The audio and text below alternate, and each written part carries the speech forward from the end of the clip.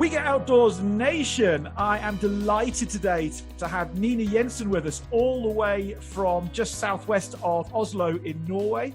Nina's an incredible human being. Nina, welcome to this episode of the We Get Outdoors podcast. Thank you. It's such a privilege to be part of it. Oh, we're chuffed to be here. Now, some people will have heard of you and other people won't. So tell us, what should people know about Nina? Wow, that's a big question, but a few headlines. I'm a marine biologist, passionate conservationist, ocean enthusiast, obviously. I'm very determined and stubborn. I hate to lose. I'm very competitive. I love the outdoors. I'm usually quite a positive and optimistic person. I think that we humans have incredible capabilities of solving pretty much anything. But I've also had a bit of a rough ride over the past couple of years, losing my life partner to cancer and now being a single mom of a 2-year-old. So life has thrown me quite a few curveballs, and my optimism has taken quite a hit, but I'm trying to regain both my energy and optimism, and certainly keeping up my fighting spirit for improving the state of the ocean. Wow, that is like quite a biography. You know, there's a whole book in there somewhere. Yeah, I would agree. And actually, to be honest, I am working on a book at the moment. I'm just trying to find time in between being the CEO of a major initiative, a single mom, and a whole bunch of other initiatives that I'm working on. So we'll see. Well, you know the old adage, if you want something done, give it to a busy person. I think you're absolutely right. Wow. So where did your journey and your passion for conservation and the oceans, where did all that start for you? What was the trigger? I think it started when I was just a kid. I grew up in downtown Oslo, and I guess compared to most major cities, it's still relatively small. But for me, it was crowded, chaotic, a lot of traffic, pollution. And on the weekends and some afternoons, we would escape out to the Oslo fjord, to my mom's childhood home, and we were able to spend time in and under the water, and that became like a haven or a paradise to me, where I could just discover a whole new world that we don't venture into in our everyday lives, and just seeing all the amazing things that live there, being away from the noise and the traffic, it just completely changed me and opened my eyes to a new world. And I think once you discover something that you become so enthusiastic and passionate about, it just becomes, at least for me, obvious that we have to protect it. So I quickly then became a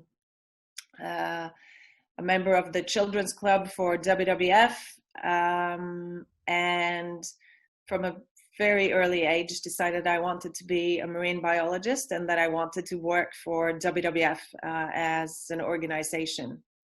And that's very specific. Yeah, and you know, when you have goals that are that specific, you're obviously risking failure big time, you know. And I had no idea what the organization was like, if it was a place that I would even like working. So after I did my education, I did my bachelor's in Australia and then my master's in Norway, in the Arctic. But I started as a volunteer for WWF and worked there as a volunteer for 3 years, just to see what it was like, but also to be readily available if a job was to become available. And the day that I handed in my master's thesis, I got my first job. in WWF, and I never regretted it. It was the absolute best place to work, and the dream job, basically. You must be the poster child for WWF, from child member through to CEO of WWF Norway. That's a pretty big journey to follow. It is a big journey, and I never thought that was where I would end up. When I was working there, I was equally happy just cleaning the windows or doing whatever needed to be done, as long as I could be part of the bigger team. So being in any form of leadership position really wasn't a target for me. It was the goals of the organization and just being a part of it. But then, others, including my boyfriend, just kept pushing me up and forward, and ended up as the CEO at the end of the day, which was also, of course, a really fun and rewarding experience. And I think that's brilliant, because all too often in organizations, somebody becomes the CEO with no real working knowledge of practically what goes on at the levels beneath them. Like, how do the volunteers get managed and supported? What is a child member, so on and so forth. So when you became the CEO, you had, I suppose, the most intimate knowledge of WWF. It's why, it's what, it's how, everything. Yeah, and I think that's a huge benefit for a leader, that what it's like to be in the different positions. What's difficult, what inspires you. And I was able to take all of that knowledge with me as I developed through my leadership journey. And that was certainly helpful. But, even when I was the CEO, if I saw that any member of my team would make a better CEO than myself, then I would be happy to give up my position. As I said, being the leader or the CEO really wasn't the end goal for me. It was really making sure that we achieved the most at the end of the day for our planet. That's cool. Going back to your childhood, in my research and Google stalking about you, because of course that's what you should do before you interview somebody, it seems that your family has got a bit of a trend of taking the bull by the horns. Your great-grandmother was an activist, your sister is in Parliament, you're there with WWF and now with REV Ocean. What is it about your family's culture that says, hey, we're going to go and take on big things and try and make big differences? I don't know, but I certainly have a lot of strong women in my family, and they've all been filled with this incredible drive to make a difference within different areas, of course. And we've all had different passions, but all shared the same sort of ambition and desire to change important things in our societies.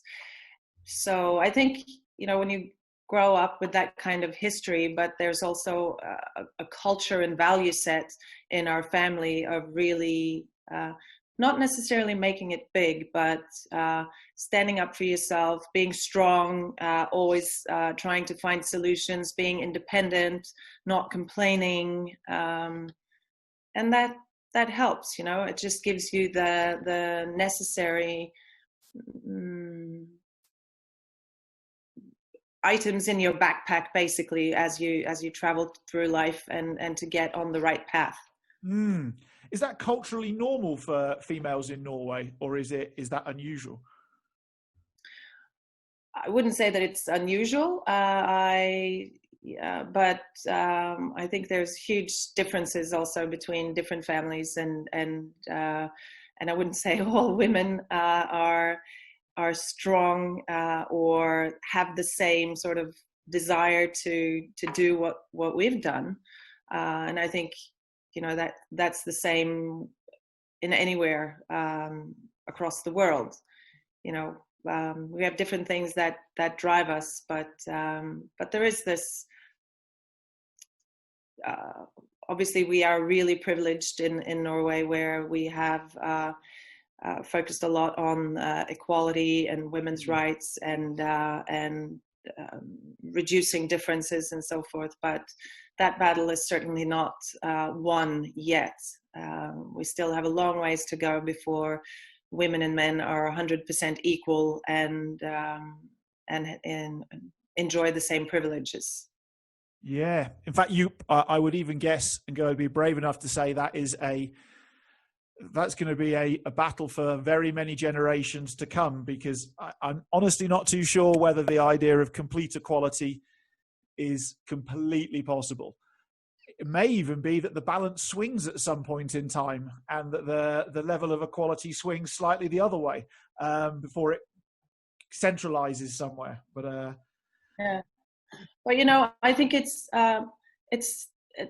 still surprises me though, because by not ensuring equality, whether it's gender or geography or background or whatever, you're missing out on so much potential and so much capacity in all parts of the world. And we should really be much better at respecting each other and lifting each other up, and using making sure that everyone's given equal opportunities and really the ability to contribute in the best possible way. I agree. It's almost like we've lost a really important concept of giving a job to the person who's most able to go do it, regardless of anything. Who cares? Sex, color, age? I don't really care. Like, if you're the best person to be a CEO, go be CEO. If you're the best person to build something, go build it. The other stuff shouldn't matter. Yeah, absolutely. So, but we still have a long ways to go. But I think, we can all make sure that we get there faster by focusing on it in our workplaces, and making sure that we live by those principles in our recruitment, in talent management, and ensuring collaboration across. I worked in a business as a consultant a few years ago, and they had this amazing thing where they employed actively amazing human beings. And once they'd employed you, they then worked out what would be best for you to do as a job. And I just thought that was such a cool, like, you're an incredible human being. Your values now, a culture meet. And now let's go and work out how we're going to deploy you to the best of your abilities without stitching you up. That was just phenomenal. It's crazy. And I think, constantly exploring what capabilities your staff have, even though they have been employed for a particular job, it may very well be that they could take on other tasks as well. So really getting to know the people that work for you, and making sure that when you're recruiting, it's based on values and not just a CV of academic credentials. I think that makes all the difference in the world. Does indeed. In fact, there's some big businesses in the US now who don't let you put your academic credentials on your application. You have to write about how do you do stuff, like how do you achieve stuff. They don't care about the badge or the certificate or where you got it from. Moving onwards, I've got a bit of a controversial question. So everybody says the oceans are important, and I get it. But why and how are they really, really, truly important to how we live? I mean, they're beautiful, they're powerful, they're full of amazing things. But I suppose, what if we screw them up? And just ignore them and say they're not important and carry on the trajectory we're on now? What will that be in terms of a consequence to all of us if we have that attitude? We simply won't survive. It's as simple as that. I mean, all life on this planet originated in the ocean. Life in the ocean has existed at least 7 times longer than life on land. We came from the ocean. We crawled out at some stage. And one of my biology professors once said that, humans are just a poorly evolved fish. And I kind of like that, of course, as a marine biologist. But the ocean provides us with more than 50% of the oxygen that we breathe. It regulates our climate. It's sucked up an enormous amount of CO2 and pollution that we otherwise wouldn't have been able to deal with. It provides more than 2 billion people with essential proteins, and is, of course, the workplace of hundreds of millions of people all over the world. It also provides us with energy and recreation and inspiration. I don't think that we could give the ocean enough praise, but it's really surprising to see how we are treating it. I mean, only in my lifetime, over the past 40 years, we have lost more than 40% of life in the ocean. So in a nanosecond of the planet's existence, we have fundamentally changed the conditions for pretty much all life on this planet. Yeah, I spoke to a sailor a few weeks ago who actually cried when I was talking to her, and she was talking about sailing in the Mediterranean 30 years ago, and then having last year gone back to sail in the Mediterranean. And 30 years ago, they were dragging lines behind their sailing boats and catching loads of fish, and they caught almost nothing in 2019 in the Mediterranean, which is whether that's overfishing or like rising of temperature, I really don't know, but it's a profound difference, isn't it? Yeah, absolutely. And it's probably a combination of several factors, but overfishing is by far the biggest influencing factor on the ocean today. And they're estimating that, more than 90% of the big fish are gone, and we're increasingly moving down in the food chain, fishing for smaller and smaller fish and down in the food chain, which will also again have implications for how everything functions in the ocean. So we have a massive job ahead of us in terms of restoring the balance and improving our chances of future survival. Yeah. Is it, I guess one of the challenges is that the ocean always seems to visually be there. If you stand on a cliff and there's a storm, there's big waves, and then 10 years later, you can stand on the same cliff and there's big waves in a storm. Whereas maybe something like the Amazon rainforest, you can go on Google Earth and you can compare images from 10 years ago to today, and you can see massive quantities of the Amazon rainforest just gone. How do we get people to appreciate that actually underneath that storm in the water, coral has disappeared in many places in the world or gone white? How do we get people to start appreciating that stuff? Yeah, I mean, that is definitely a challenge. So we need to somehow be able to bring people below the surface to see what is actually going on. And that's where documentaries like BBC's Blue Planet, for example, have been instrumental in terms of opening our eyes to what is exactly going on. But I think people are also increasingly recognizing it, in particular seeing all the plastics that is floating around both in the ocean and on our beaches, but also as a result of not being able to catch fish anymore. It's impacting dramatically on coastal communities all over the world, and of course on tourism, because the coral reefs are damaged or gone, as an example. And those coral reefs often have gone because the ocean temperature has risen by a degree or a few degrees, hasn't it?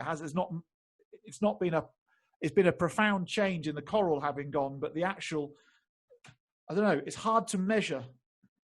I've lost my words. Like El Nino in the Maldives a few years ago, El Nino plus 1 degree of climate change actually went and deleted or whitened a whole load of coral. Is that now to the point where we can't get it back again and it's gone forever and we just have to accept it, or is it possible to regenerate it? Well, I think that depends on what part of the world you're in and what coral species we're talking about. But the scientists are estimating that if the world becomes any warmer than, or warms more than 1.5 degrees, more than 90 to 95% of the global corals will be gone. So history. And I mean, I did my bachelor's degree in Australia, and the Great Barrier Reef, which is the largest building ever constructed. I mean, it stretches longer than the country of Norway, 2,300 kilometers, and it's been hugely impacted both by climate change, of course, but also ocean acidification and a multitude of other stressors. So, I mean, I hate to say this, but a lot of the corals are history. They're simply not even worth fighting for anymore because we know that they can't survive.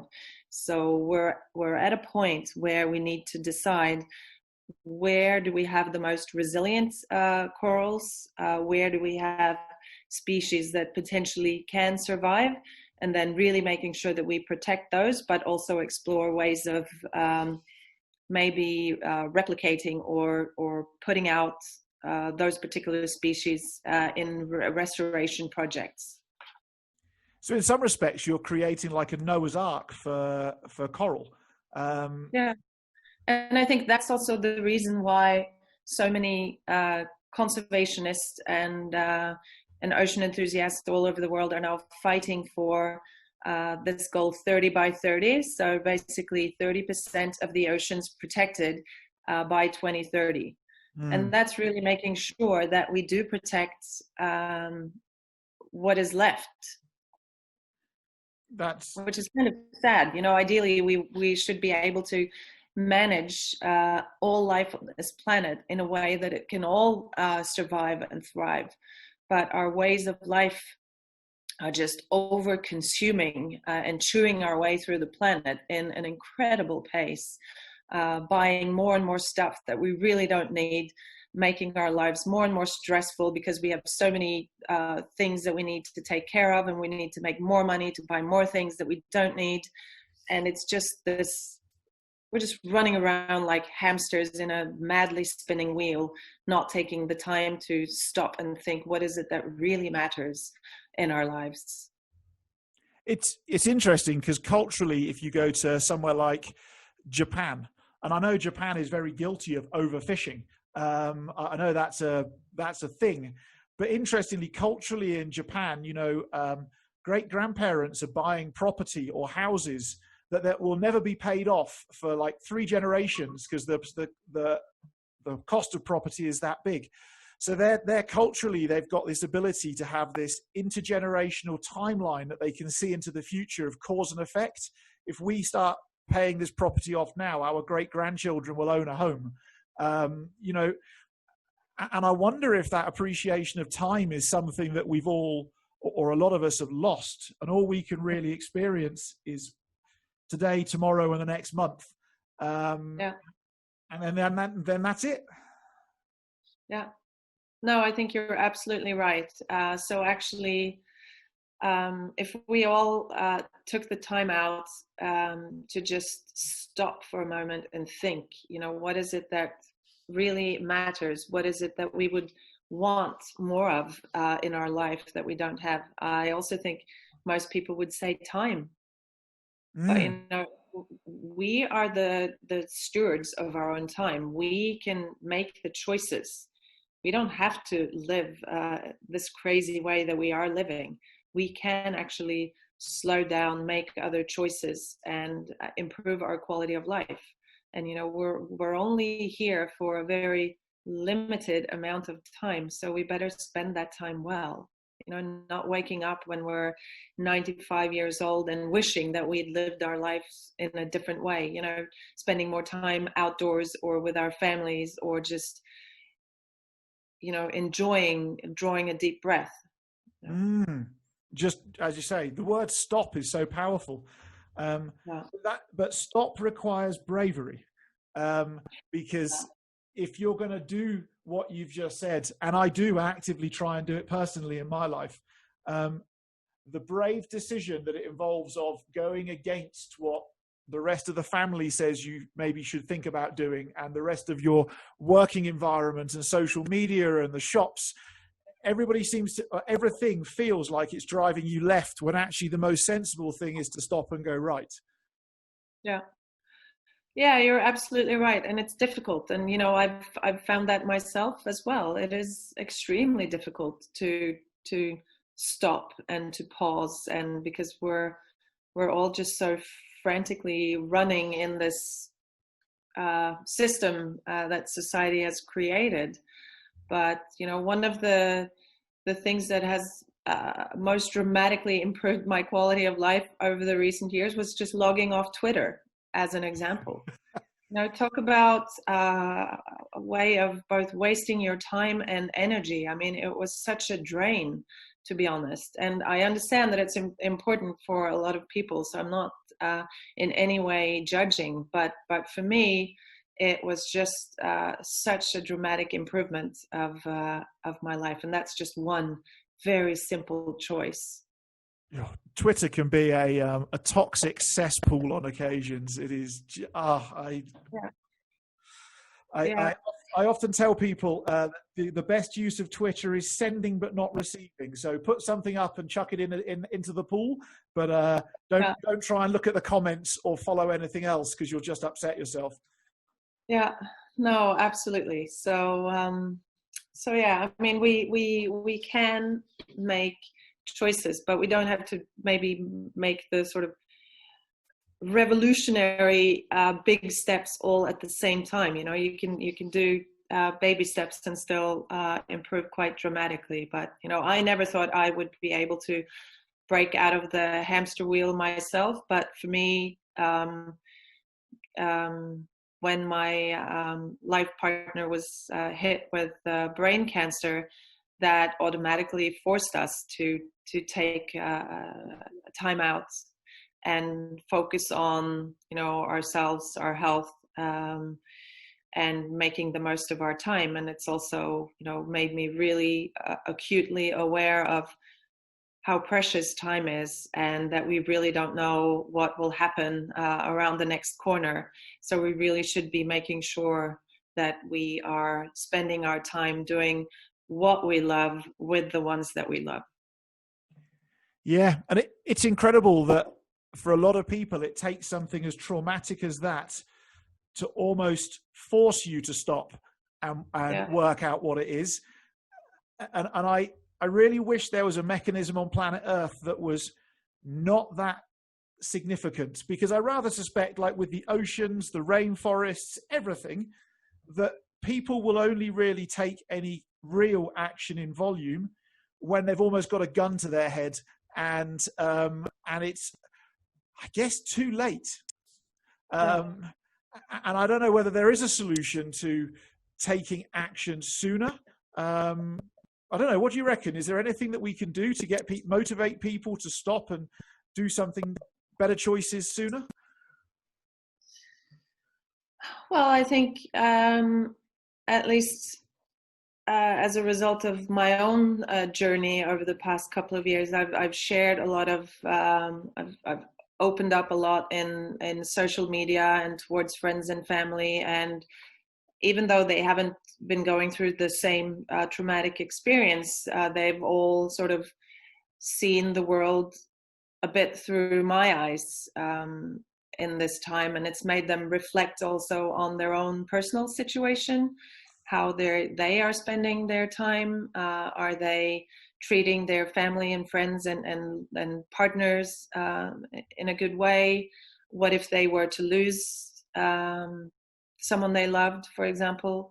And at least from the feedback I'm getting from a lot of them, they have changed their ways as a result of seeing the situation through my eyes, which I think is great. So maybe that is one way of helping the world to slow down, or at least to change your ways without something traumatic happening directly to you. But I think, often we don't even discuss or talk about the really important things. I mean, how many people that have actually really reflected on what is it that makes them happy? Most people can't even answer that question. And it's kind of surprising when, this should be the most essential thing that you should know. What do you want to get out of life?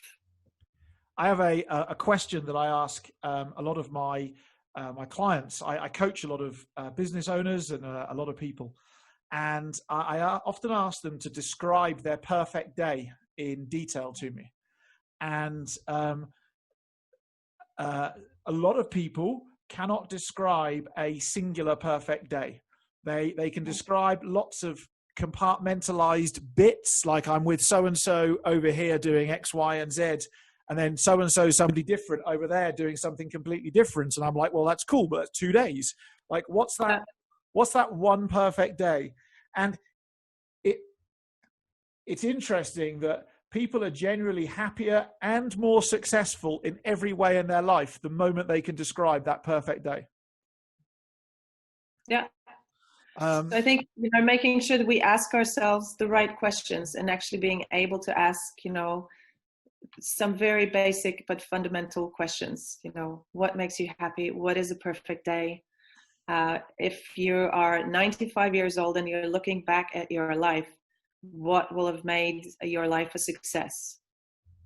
That is very profound. Interestingly, if people are out there struggling to come up with any of those answers for themselves, an interesting place to start is, what would make it the world's worst day? Or what would be the things that you'd say just made your life grossly unsuccessful? And when you've got that, maybe that list is easier for you, and then you can go and write the opposites afterwards. But maybe that's a cool exercise to go play with. Like, what's the bad stuff, and then say what you don't want. What you'd like is the opposite. Yeah, good point. And that's usually easier, for sure. Huh? It's just people's brains are wired, I think, to look for negative stuff first and try and identify the positive stuff second. Yeah. So, where are the oceans in terms of the reality of today? Like, how bad is it? How good is it? And how much leeway or breathing space do we actually have to strategize? And or I don't know, what's the answer to the question, really? What's the reality of today? Well, unfortunately, it's quite dramatic. As I said, we've lost more than 40% of life in the ocean over just the past 40 years. And the situation is escalating rapidly as a result of climate change and ocean acidification, overfishing, and pollution, plastics being one of the major culprits and probably the world's most rapidly growing environmental problem. We know that more than 2/3 of the global fish stocks are overfished or pushed to their limits. We're rapidly losing essential habitats, whether it's mangroves, coral reefs, seagrass beds, and kelp forests. And we are looking to the ocean for increasing economic activity, whether it's for energy production, food production, mineral extraction and mining, and those kind of activities. So while we've fundamentally altered the ecosystems and the functioning of the ocean, we are considering what additional stressors we can put on it to harvest more. And it's simply it doesn't add up. So personally, I still think that there are a lot of solutions to global problems in the ocean, but we need to start with restoring what we have already destroyed or damaged. And it can be done. I mean, we've seen this on a number of occasions in the past where fish stocks that have been dramatically overfished and completely collapsed are being rebuilt if we just manage them well. And, estimates from the World Bank and from fisheries experts are that, we could be harvesting a lot more from the sea if we were actually managing our fish stocks well and we restored benthic habitats. So there is huge potential if we just listen to what the science is telling us and we do the right things and, of course, improve global cooperation in terms of managing all of this. Because we have one ocean. We have one ocean. It's all connected. Yep. it all swirls round and away it goes. And it's interesting that one of my big frustrations in life is that people don't observe the data. So when they vote, they don't actually read manifestos of politicians. They just vote on an emotional basis. And I wonder how we can go and take, or maybe you have some ideas, how can we take the facts and turn them into something that's truly emotive enough to get people to take action? Because we know people aren't good at acting on facts in general terms. Yeah, and I think that's been part of the problem as well. Scientists are always so focused on getting the science right, about being factually correct, but not necessarily so good at getting their message heard and understood. And doing that translation. What is the science actually telling us? What does it mean for decision makers? What does it mean for you personally?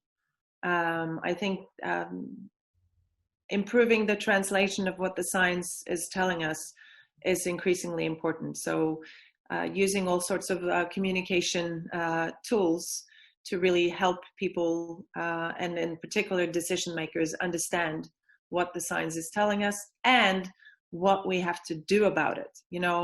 Just saying that something is a problem doesn't necessarily help you, me, or the president to do something about it. We have to help translate the science into action.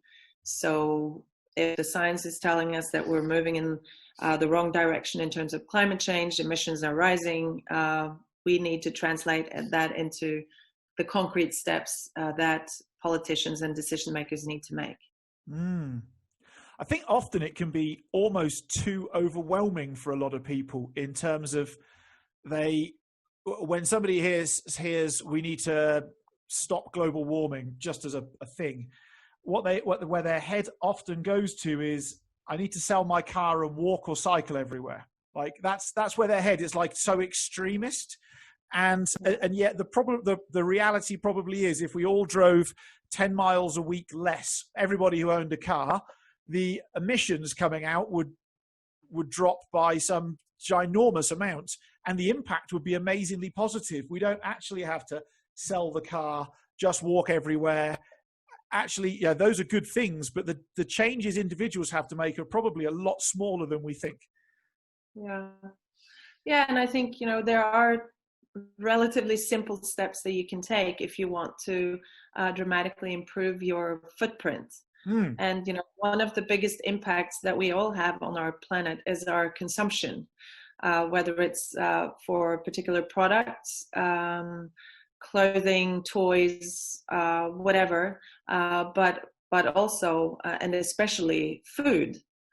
The amount of food that is being produced and wasted every day is probably the single biggest impact that we as humans are having on the planet, both on climate and on biodiversity. So, for example, by cutting down on your meat consumption, which is good for your health, it's good for your wallet, and it's especially good for the climate and for biodiversity. And that's a very simple step that you can take.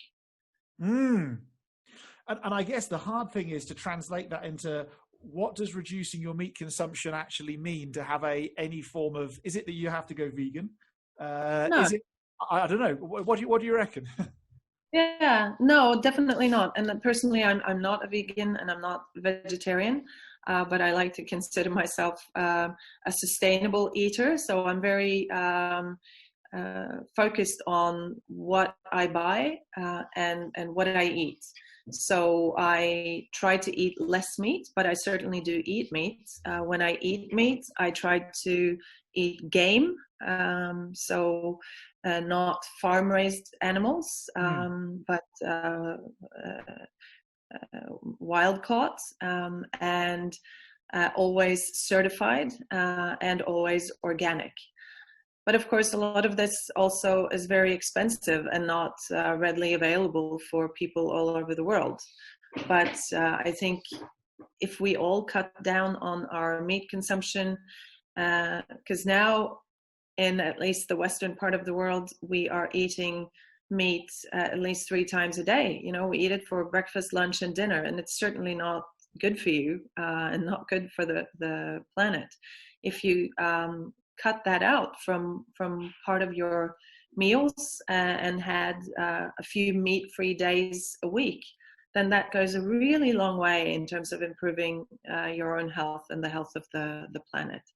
So it's sort of the equivalent to your point on driving less. It's not about getting rid of everything or stopping everything. It's just about improving. I think then it becomes more manageable for people. I think so. And as you said, it'd be better on people's wallets if they have to buy less meat, or maybe they spend the same amount and buy a better quality. That would be a step in the right direction. And, you know, we probably throw away more than 50% of the food that we buy. So by being more conscious in terms of what you're buying, planning a bit better and making sure that you use everything that you've bought, that's a huge step in the right direction. I was saying to somebody the other day, it's almost like we've lost some of the way of living that my grandparents had. You know, my grandparents lived into their 90s, so they weren't exactly hard done by in terms of health or anything else like that. You know, they had healthy lives, and yet they ate, I suppose because of the Second World War, they ate a lot less meat. They did preserve their vegetables and fruits that they grew in the garden. You know, they did have to use everything, because if you didn't, you went hungry. And I reckon we've lost some of that. Yeah.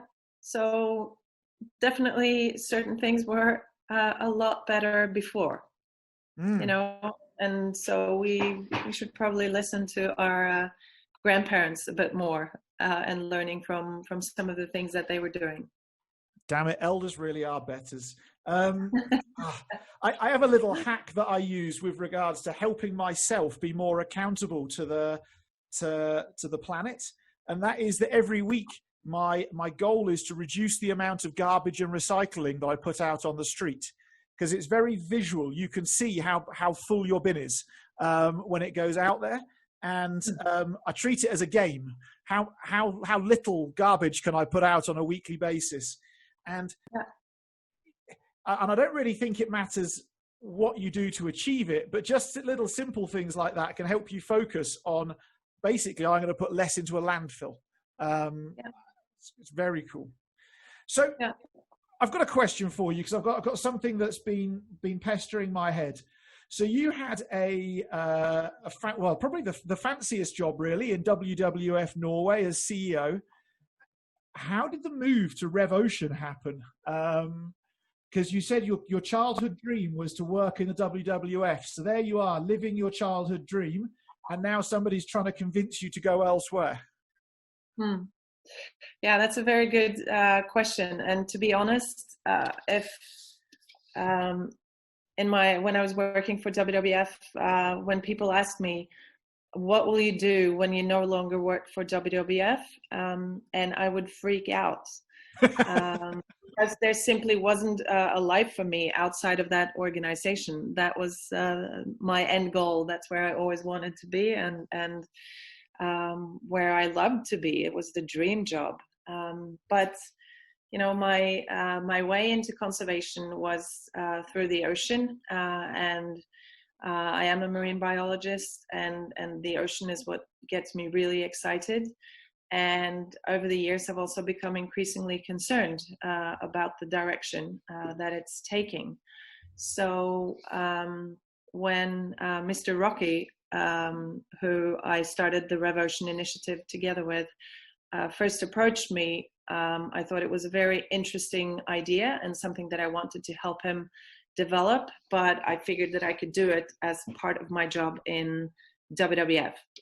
But then he called me pretty much every single day for a year, trying to convince me to take the job as the CEO for this initiative. And I turned him down every single day because I just wasn't ready to leave WWF. And I also wasn't sure that he was serious. This is an industrialist and a capitalist, one of the wealthiest individuals in Norway, who has made most of his profit from fishing and oil and gas, and certainly someone that I never could imagine that I would be working for. But over the course of that year, it became evident for me that he is equally passionate about the ocean as I am. And he is a businessman who's pretty much always succeeded at what he has decided to do. And I figured, what can be better than combining my conservation skills and my passion for the ocean with an industrialist and a capitalist who has pretty much always succeeded.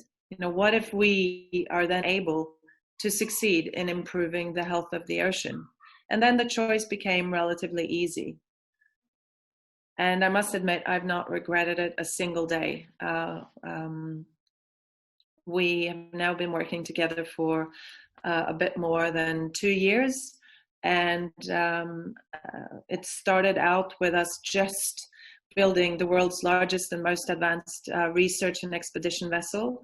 But we've since launched 3 independent foundations and are working on a whole suite of projects and ideas that will hopefully dramatically improve the health of the ocean. So I am absolutely thrilled to be where I am at today. And your face paints a beautiful picture when you think about what it is you do. That's incredible. So tell me, you started off with the ship. What is this expedition ship? I've seen pictures, by the way, online, and my jaw dropped when I saw it. So tell everybody what this ship is. Yeah, so it's a one of a kind. Basically, a ship like this has never been built before, and in many ways, it's 4 ships in one. It's the world's most advanced research vessel. It's a highly capable expedition vessel. It's a super yacht. And it's a trawler that can take samples down to 6,000 meters in depth, but through a specialized vacuum pumping technique, it can bring the samples on board unharmed, allowing for much better quality research. So it's a very unique vessel. It will be 183 meters long. And it will be offered as a free platform for scientists and ocean enthusiasts from all over the world to create solutions to the major problems that the ocean is facing. So we've focused on overfishing, climate change, and plastics. 183 meters long. That's ginormous. It is. And we will be able to invite on board a bit more than 60 scientists at any given time. What? And the only thing that we ask in return is, of course, that they openly share their data, that they collaborate across institutions and geographies, that they improve equality in science, and that they, of course, focus on the solutions. So this is not science just for the sake of science. It has to be, at the end of the day, contributing to ocean health. And we'll also be piloting out technology underway in our missions to see what specific technologies, whether it's artificial intelligence, the use of drones and automated vehicles, specialized filters, face recognition technology that can be implemented in the fishing nets. I mean, a whole range of things that will be tested out and hopefully make sure that we, at the end of the day, have more fish in the ocean and healthier habitats. That's incredible. Wow. That's amazing. I'm actually lost for words. That is going to be absolutely fantastic. How do you manage your own footprint with regards to building a boat like this? Because it does come at a cost, doesn't it? Like there's going to be diesel that gets used just to drive it through the water, I guess. Yeah, no, absolutely. And large ships like this obviously has a massive footprint. So throughout the construction phase, we've made very conscious choices in terms of materials, the energy systems on board to enable energy recovery and reuse of energy. There will be no single-use plastics on board, so we will have water fountains everywhere. The propulsion is diesel electric, and we have large battery packs on board to enable us to use as much electric power as possible, and through that also reducing our fuel consumption. The actual construction of the vessel has also been such that it will reduce drag as much as possible, and through that limiting the fuel consumption. All the materials that are used for the decks and everywhere else are certified sustainable, and we've worked with all of our suppliers to make sure that they're bringing us the best of the best, and even developing specific products that didn't exist already to enable us to reduce our environmental footprints. Having said that, we will have a huge footprint nonetheless, and we will be compensating all of our CO2 emissions, both from the construction phase, but also through the operation, through restoration projects. And now we've started up with a mangrove restoration in Myanmar as one of the first projects to really make sure that we are offsetting all the footprints that we have. That's incredible. Wow, there's a lot, obviously a huge amount of thought gone into it. And I'm well aware from the sailing world that I don't know whether you have to have something like copper coat on the bottom of the boat, but a lot of the products that are traditionally used are pretty harmful to the ocean. So it's a real juggling act. Yeah, and we actually worked with the paint provider, or the now I can't remember the English word for it, but the stuff that you put at the bottom of the ship to keep things from growing on it. Anti-foul. Anti-fouling, thank you. To see if they could produce one that was with a zero impact. And they didn't have anything readily available at that point, but that's something that we are still working on. But then we worked also with environmental organizations to see what is it that can actually limit the harmful impact, and what is it that has the least negative effect. So we've focused on all aspects of our footprint and tried to limit it as much as possible. And hopefully one day we can transition to be 100% electric ship. That was our original ambition, but the technology simply isn't good enough at this stage.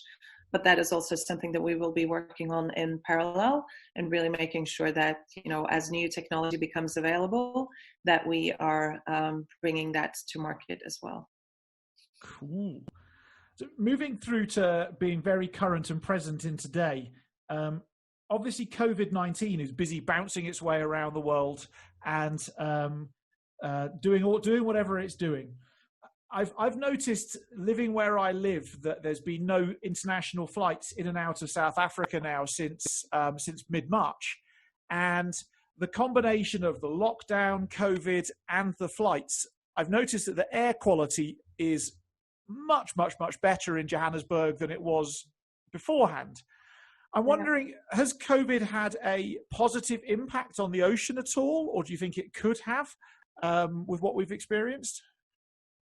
Well, we've certainly seen improvements in many parts of the world in terms of air quality and reduced pollution.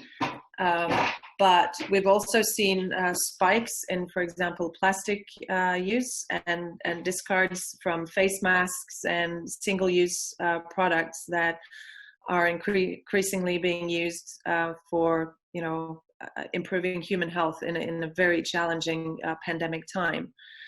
But the the slower pace, the reduction in international travels, all of these things are of course having a positive impact on the planet, but it's still only a very small fraction of what is needed to really resolve the problem. And of course, the concern is once the COVID situation improves, that people will bounce back to normal behaviors.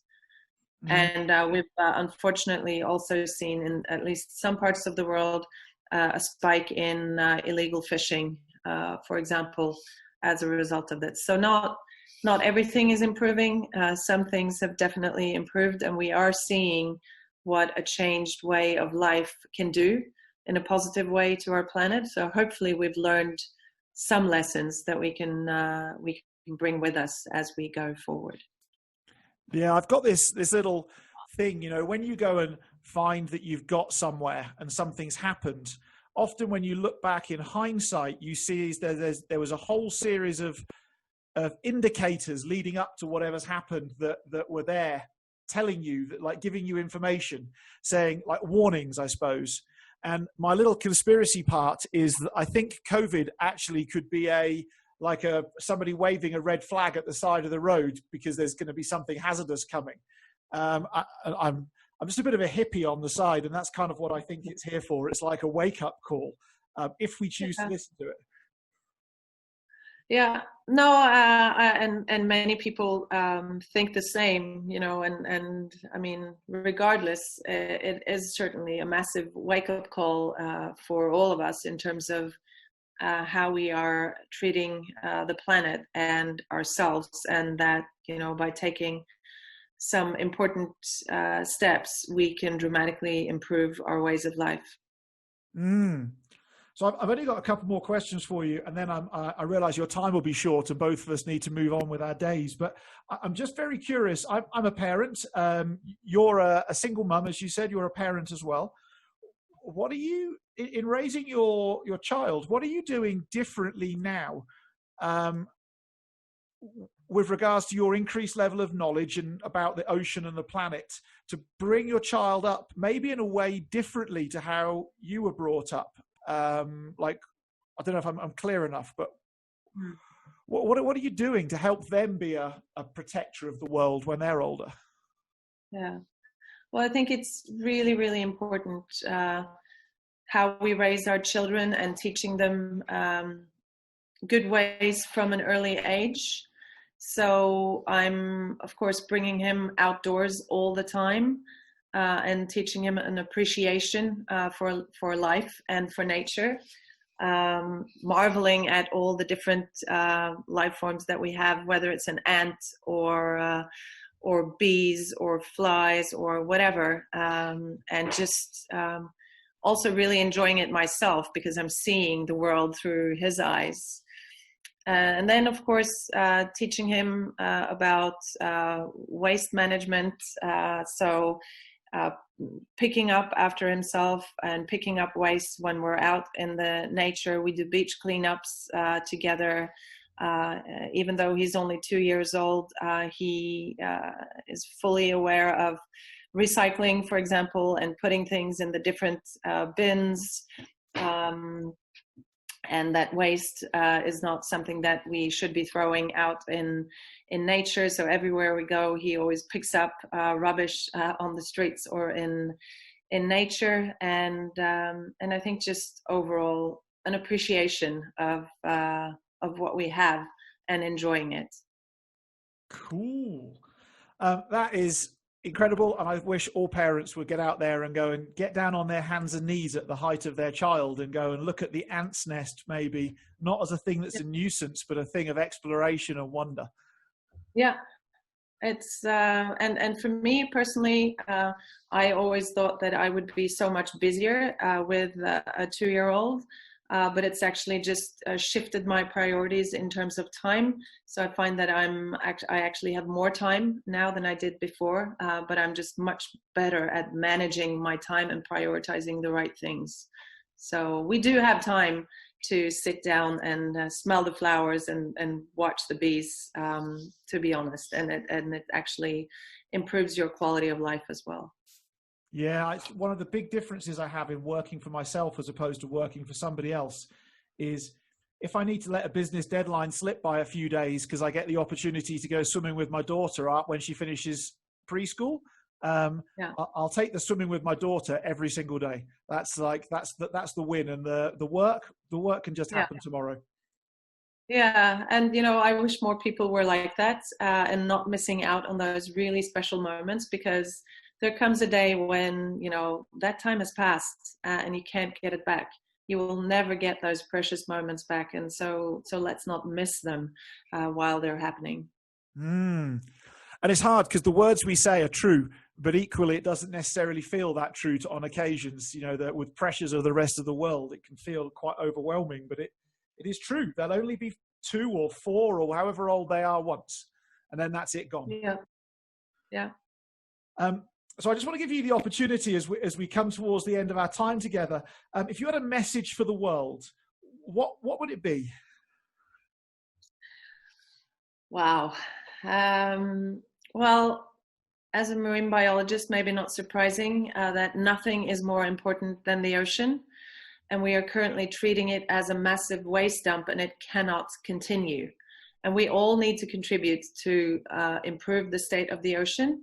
And there are simple things that you can do in your everyday life to do that. And I would offer 3 specific tips for you. 1 is to reduce your meat consumption and to always buy certified products. 2 is to cut down or ideally eliminate single-use plastics from your life completely. And then thirdly, because it's difficult for all of us to do everything, you should support a conservation organization either locally or in the country where you live, because they do a tremendous job at taking care of the planet for us. Superb.